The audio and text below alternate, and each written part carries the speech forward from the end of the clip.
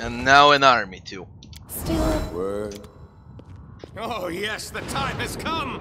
The time of fate and curses!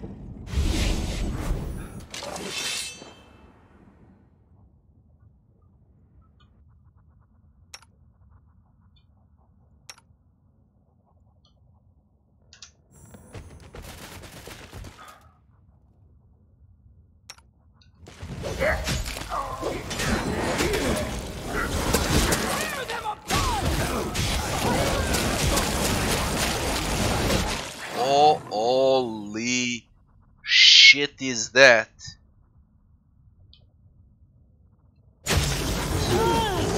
Come on, kill him. Kill him, it's one more hit. There. You don't seem to like my curses! Maybe you like my jokes better? What is it now? He multiplied.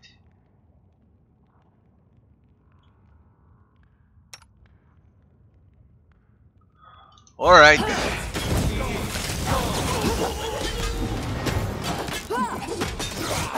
He's everywhere.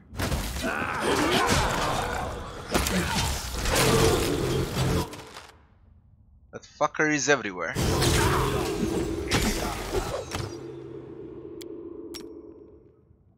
Of course Octavia is dead. Surely.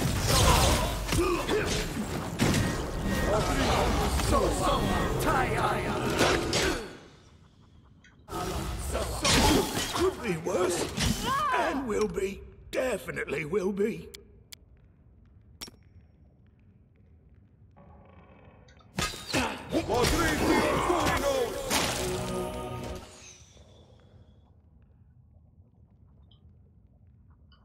Target secundario now.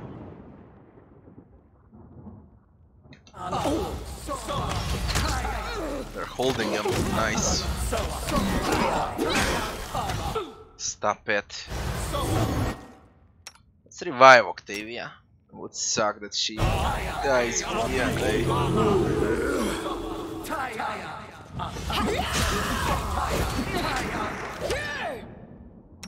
Motherfucker, he TPs everywhere. Where is Octavia though?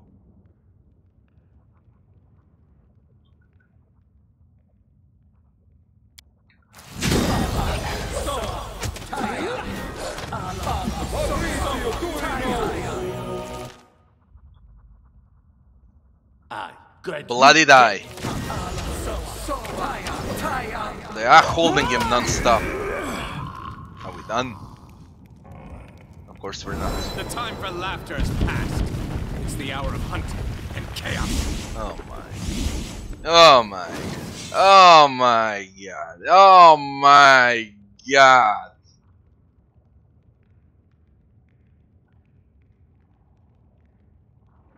A monarch, Lantern King, and archers everywhere. No fucking way, you're kidding me. Repent. You're not real.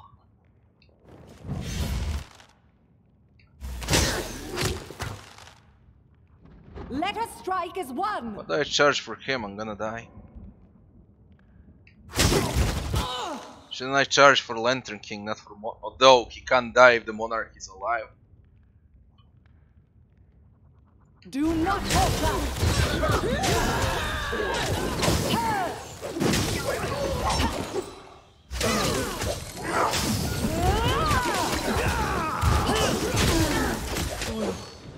Lie down for a moment.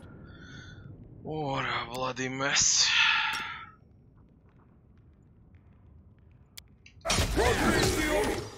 What's Nerissa doing?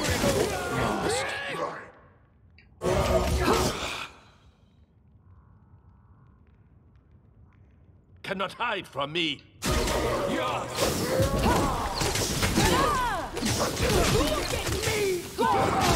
What a bloody mess.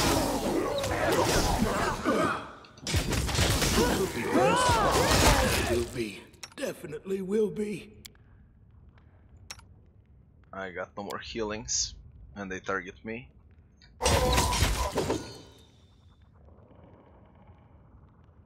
Monarch is dead. But I can't heal.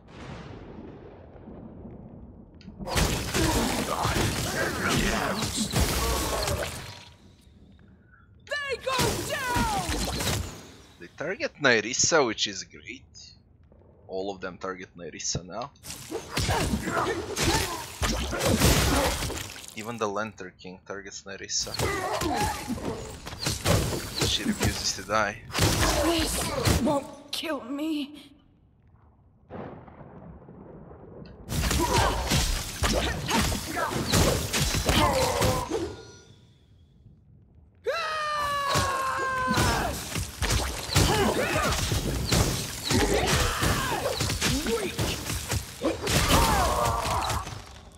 Bring it!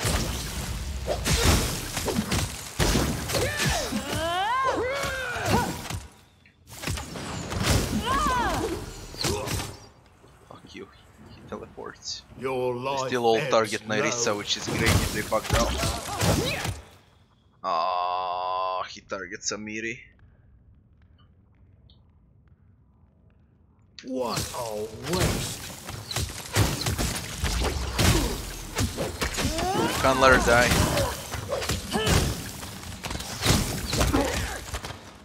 Kill them. Fuck them. Fuck them up. Your strength. Then we kill them. The chance. I always Oh my, survive. she fell down. You survive. I always survive. Nowhere to run. Come on, Kundayo. You finish this. I'll survive. I always survive. Finish it, man. Finish it.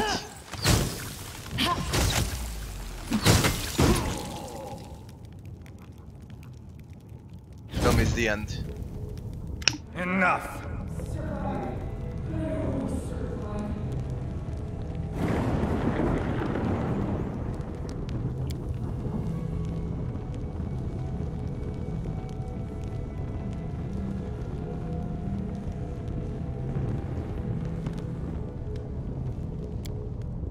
The time for masks is over.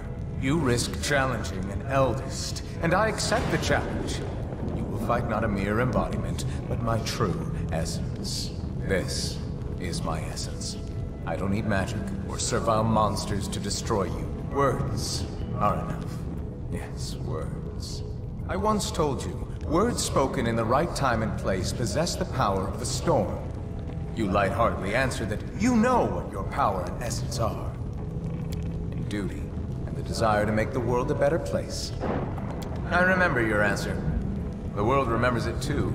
Your answer, your heart, your essence. Now, cursed king, I'm taking this part of your soul, as I took away Nerissa's ability to love. What you called your essence is yours no more.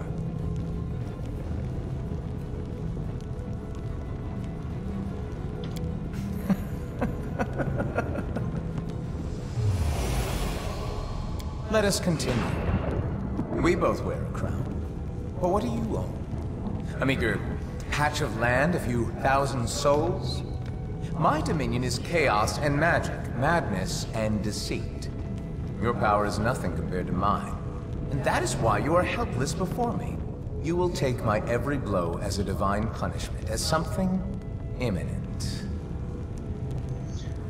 Get my power from the endless loyalty of my subjects can similar boast. Can be strong with its warriors. I can always protect myself. That means I can do. So we're facing deity. Not be a deity, but my kingdom is rich and prosperous. So is my power. Enough about divinity to say that you're no deity. Don't try to scare me. You don't possess that sort of power. The Arcana. With magic and sorcery, so don't try to threaten me. All you are is the most treacherous monster never had a chance to defeat. Now let's try with lore religion. Of course you can't insult succeed. me with this. I'm curious what you think of me, cursed king. Do you see me as a villain or a simple joker? In truth, well, ever able to conceive of the truth. Being an eldest means being one of the many strings that hold the world in place. Being an eldest means being such a vast and self-sufficient value that one's equals become strangers and one's inferiors are entirely insignificant. I am an eldest. Laughter, guile, transformation, that's what I am. And being what I am, I will let you feel a modicum of my loneliness. I will take away your pillar of strength.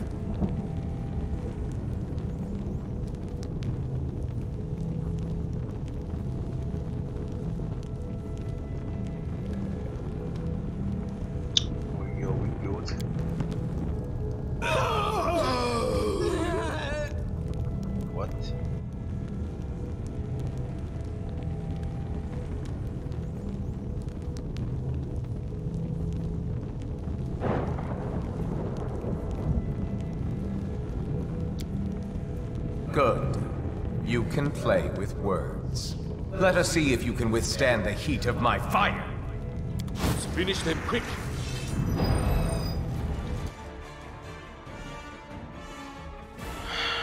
You're fucking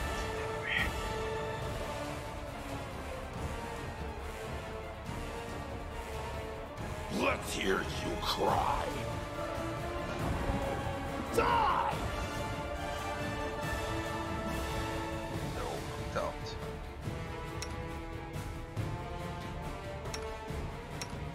I can't pick anyone. What is this?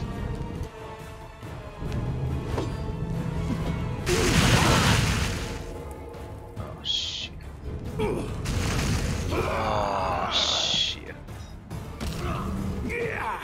It's reducing everything. Where's the rest of you? Where's Amiri? Tear them apart! Come on, idiots. Hit him. Down!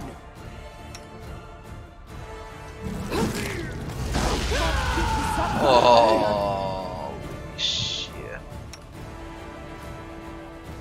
You're unreal.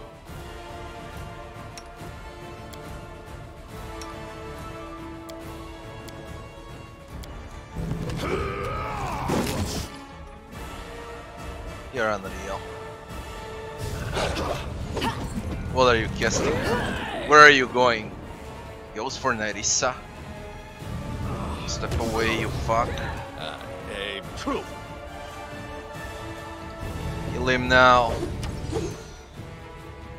Targets Nerissa. Stand over there. I grant you death.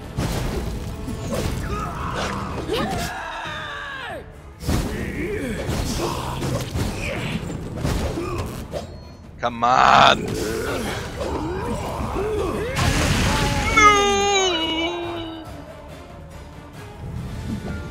No! Kill him! I'll risk. I'll fucking risk. Oh. Okay. Hit him! Hit him!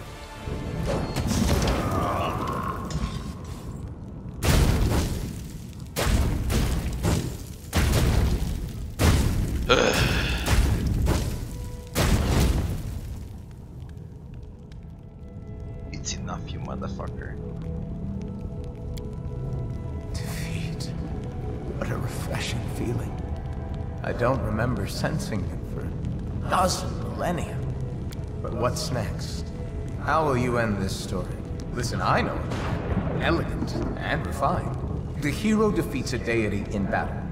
Impressed, it grants the victor power and immortality. The hero enters the chambers of the deity to become his champion and herald. Eternal, powerful, equally glorified both in the first world and in Galeria. His kingdom healed from its wounds and flourished under the rule of the immortal champion. A beautiful ending, isn't it? And this legend is yours for the asking. Trust the laughing lie. Don't do this. Not after everything you and I have endured because of him. I can give you immortality and power, though not as much as the Lantern Kings. Perhaps we won't be able to stand against the eldest, but accept my gift and my patronage. And together we will make him pay for what he's done. How sad it is to hear you, Nerissa. Thousands of years for nothing! You haven't learned a single lesson. Never learned to atone. But what do you say?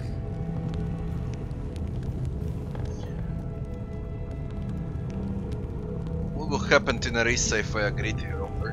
What do you think? I can let my misguided protege go wherever she likes.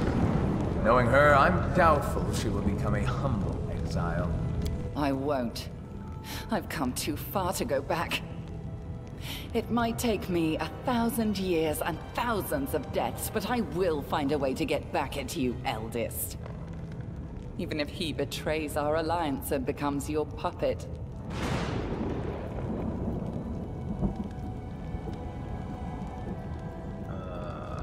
What do you suggest, Nerissa? I suggest we do not kneel.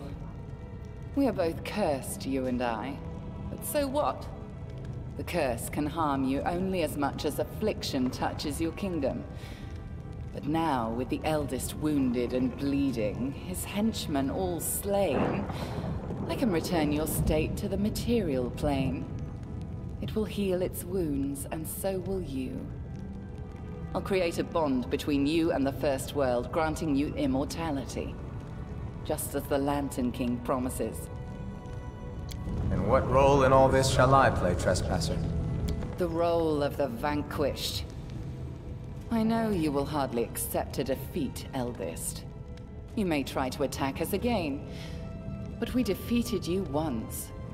And we will do it again if we must. I'm ready to fight you forever if I have to.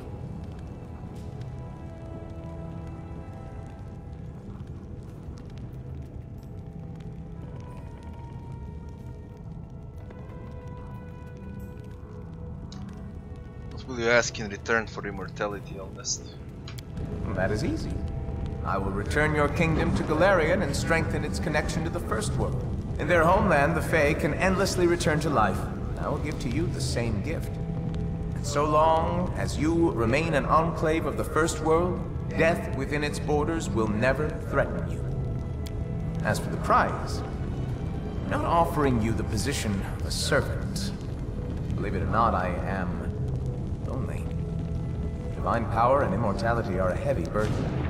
To accept it means losing all your friends and companions, but you can find allies and reliable assistance.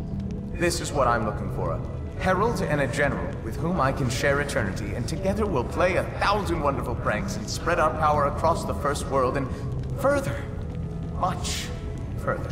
Jesus Christ, he's a fucking idiot. If you go with chaotic evil, that's the way to go. But let's try to finish him.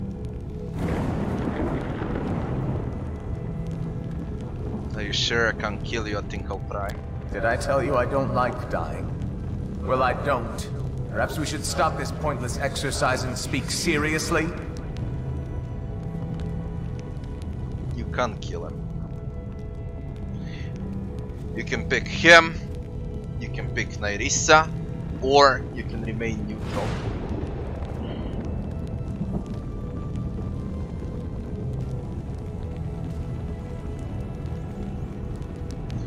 I'll not bow to you, Eldest. Don't get your hopes up. Here is my offer. Leave the curse, return my kingdom to Galarian, and forget we exist, and I will forget that you exist.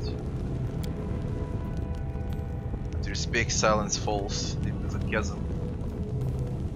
Light pours from the eyes of the Lantern King mask. Still the mask of paternal care. But do not mistake this for what lies behind it. So be it. This performance has run its course. It would be unwise to continue it.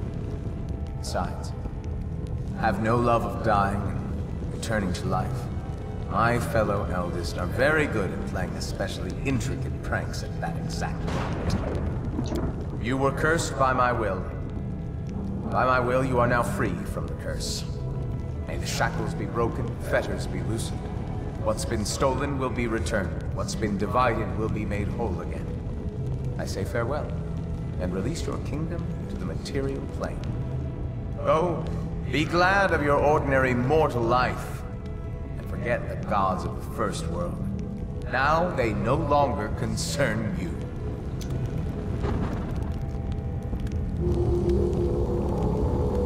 I think that's the best ending. I really think that's the best ending. Because you can't kill him. Now that the eldest and other spiteful beings wouldn't be bothering us, the king returned to his subjects and celebrated the victory and the end of the kingdom's miseries with great fanfare. Everything gradually returned to normal, including our exciting lives. Not always peaceful, but also not troubled by invasions from another world. And little by little, our heroes and the common folk began to forget the sorrows of the past. Sometimes, on clear spring nights, the king saw dreams. In them, the nymph Nyrissa, fierce and wounded, battled the Jabberwock, died, and returned to life, again, and again, and again. That's how Nyrissa ended in eternal fight with the Jabberwock. Alright, Lindsay is a book. Under the wise leadership of the king, the stolen lands became a true country. There was still much to be done, of course, and some of it will need to be finished by our heroes' descendants. But there are no longer cut purses on every corner, and the peasants aren't afraid some new self-proclaimed chief will show up and strong-arm himself into power. The stolen lands are called the Land of Popular Rule, for in these lands, common people feel fully in control of their fates. Unfortunately, the total absence of authority allowed one of the richest regions in the kingdom to proclaim itself an independent republic, and retrieving those territories came at a rather high price for the king. Just half a year after the war with the First World, Galt moved its troops to the southern border of the kingdom. Their attack was rebuffed. The enemy state's infantry could do little against soldiers who were skilled with their swords and knew the military arts better than the alphabet. Since then, Galt hasn't risked crossing any borders again, fearing cruel retaliation for further insolence.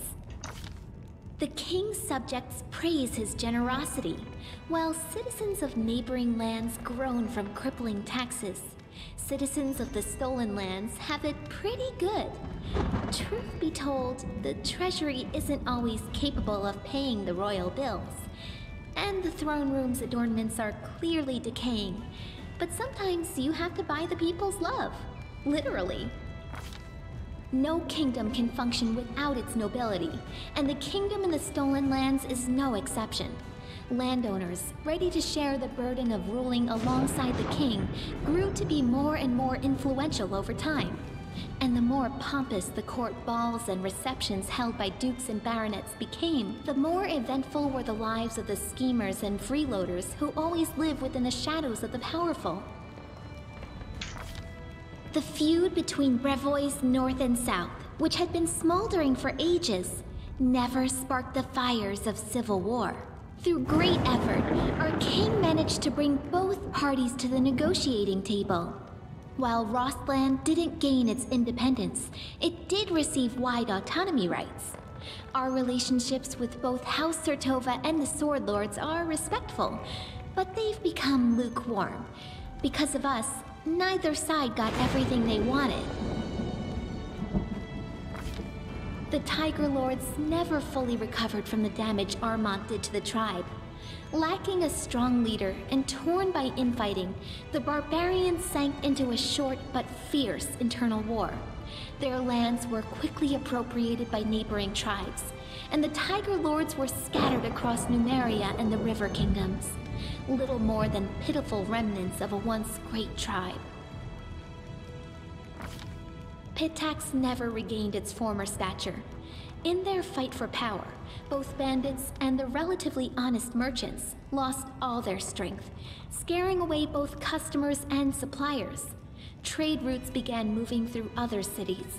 Pitax fell into decline, and the citizens quickly forgot all of Iravetti's atrocities, remembering his rule instead as a golden age for the region. What? There was no place for art in the new Pitax. Students and teachers from the academy were scattered to the winds. Some found a place in neighboring courts, while others set off to earn some coin in roadside taverns. A third group, harboring anger and resentment toward the king, began weaving revolutionary plots. The ruins of the Academy of the Arts still stand in the middle of the city, overrun with ivy, empty and unwanted. But I saved the Academy. You're bugged out. Trolls and kobolds, two of the most savage native peoples living in the Gnarl Marches, were completely exterminated in the region. The forest paths became much safer, and the peasants' cattle have stopped going missing. Bartholomew Delgado still serves the king loyally. From time to time, he orders peculiar mechanisms and substances from all corners of the world. After receiving them, he spends a few days bragging about some great discovery he's about to make, then ends up gloomy for a few months. Then he receives another package, and the process repeats itself. At night, chilling screams are often heard from his laboratory. After enduring so many storms and troubles, Varnhold eventually turned into a real city. Daring settlers decided to conquer the vast, wild expanses of Dunsword, and despite all odds, they succeeded. The modest colony that almost vanished at the hands of an ancient lich turned everything around to become a thriving city with lively river trading. Agay, the Spriggan leader, learned a valuable lesson after surviving his meeting with the king and even regaining his tribe's home. Don't try to occupy seemingly empty settlements anymore. Instead, the Spriggans settled across Dunsword's wild borderlands and proclaimed it as their domain. Keeping the peace in a situation like that seems like the stuff of dreams, as evidenced by the occasional lost patrols and stolen cattle. After the kobolds and mites disappeared, the empty caves beneath the old sycamore quickly became home to all kinds of disgusting critters. Giant centipedes being the most innocent and pleasant of them. Attempts have been made to clear out the caves, but it never takes long for something to take up residence again. In the end, the decision was made to block the entrances and burn the giant tree down, destroying the roots that held up the ceiling of the caves. Oleg's trading post continues to thrive, attracting even more travelers. Much to its owner's displeasure, a small town is springing up around it. Despite Oleg's grumbling, he and his wife are well regarded by everyone, and Svetlana was even elected town chief. Making sure her sister was safe, the former bandit Kressel traveled south. Her trail went cold somewhere in Absalom's docks. They say she changed her name again and now serves on a trade ship, hiding from old acquaintances. Jod remained loyal to the king to the end of his days, healing the sick and generously sharing his austere wisdom with anyone who wished to hear it, and some who didn't. Having fulfilled his duty to the ruler, Eraskel's priest peacefully departed this world, surrounded by friends and disciples. Breinhardt became a loyal ally and trade partner of the kingdom, and Darvin himself had been seen as a frequent guest in the capital. The elegant monarch of the neighboring kingdom has broken many hearts at court. After his visits, many young guards and servants have been seen staring through windows, sighing wistfully about something. The lizard folk of the Longtail tribe returned to live on the shores of Candlemere, but they couldn't return to their ancient way of life. Living alongside people, the lizard folk adopted their behaviors, habits, and even religion.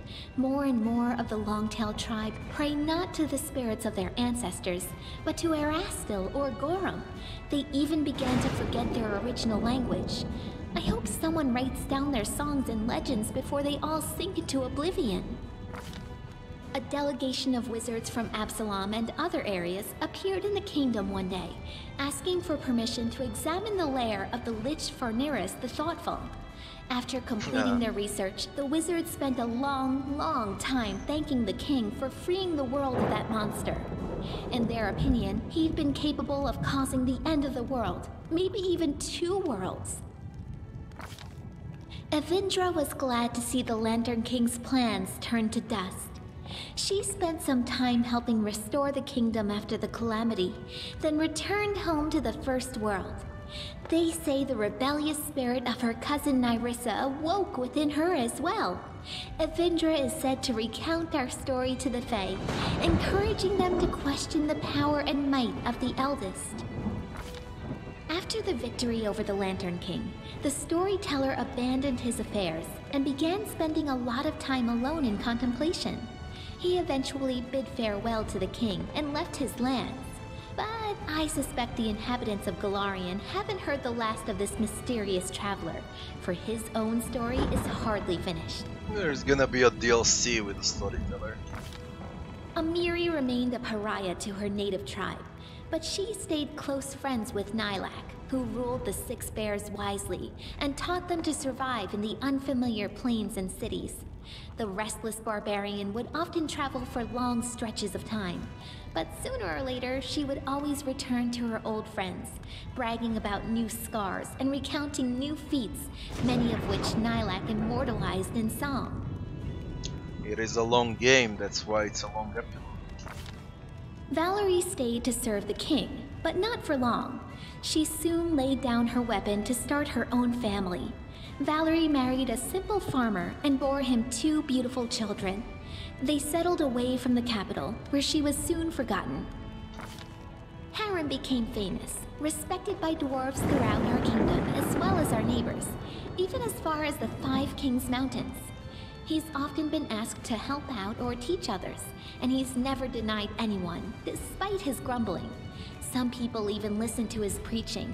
Lucky for us, there's a lot less howling about the end of the world now, and more wise words of moderation and humility. Not all of his disciples turned to Grotus, but everyone took away something useful from his teachings.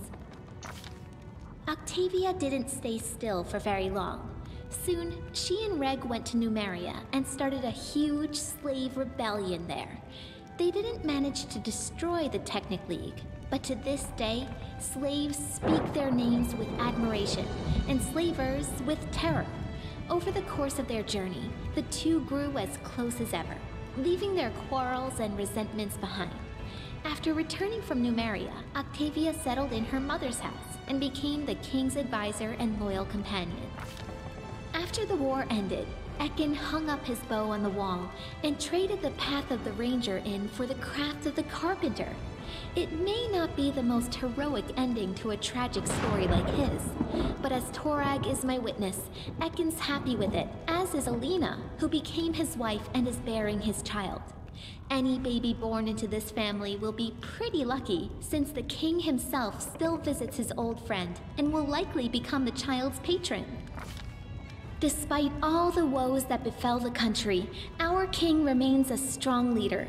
Many noble houses from neighboring lands wouldn't hesitate to be related to him, and they regularly send a variety of marriage proposals. As for myself, the author of this book, Lindsay, who never chose a pretty nickname, I'm still here, inside my creation within the Capitol Library. I live just like I always dreamed, surrounded by people and books, and not a day goes by without someone turning my pages. My story inspired many others to take up the quill. My readers have written many fierce books, articles, and pamphlets, flinging truth in the faces of tyrants. What more could I dream of? I hope, oh honored reader, that this story offered you some daring ideas, or at least some entertainment. In any case, it's time to set the final period.